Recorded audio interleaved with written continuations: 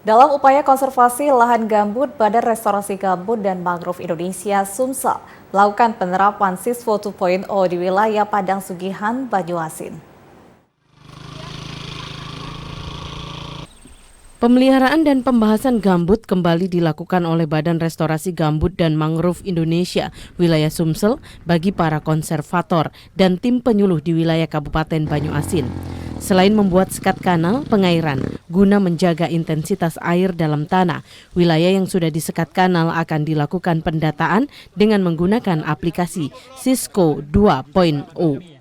Aplikasi sistem ini berbasis Android kami desain sedemikian rupa agar memudahkan kelompok-kelompok masyarakat yang mendampingi IPG ini untuk melakukan pemantauan terkait dengan pemeliharaan IPG ini.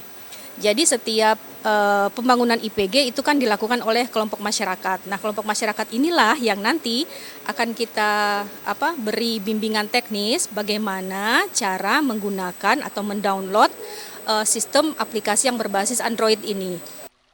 Dengan penerapan di wilayah Padang Sugihan yang melibatkan surveyor untuk mengecek intensitas air di sekat kanal serta memberikan edukasi kepada para kelompok masyarakat, mengungkapkan saat ini kondisi sekat kanal intensitas air dalam keadaan cukup pengairan untuk menjaga kebasahan gambut. Kalau melihat dari tinjauan saat ini, kanal yang kita tinjau itu masih dalam kondisi banjir, Pak ya. Tapi kalau kita dari fungsi sekat kanal itu masih berfungsi dengan baik. Bisa kita lihat sekat kanalnya melimpah di atas, air melimpah di atas sekat kanal, berarti sekat kanal itu dapat menahan air dengan baik.